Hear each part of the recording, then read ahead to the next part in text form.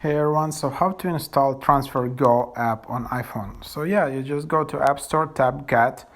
So it's a free app, 111 megabytes. Then you just need to confirm with a Touch ID or Face ID.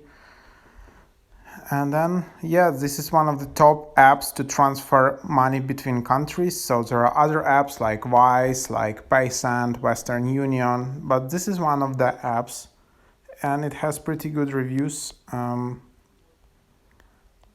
More than 2.5 million people are using it. And then you can see the list of countries from where you can send. Usually it's like limited list of countries. And I think these are mostly like European countries. And then you can send to almost everywhere in the world. So that's that. And then you can just tap open. So let's see how that works. And then you just need to set up your account by typing your phone number, confirming your number, and then you start using the app.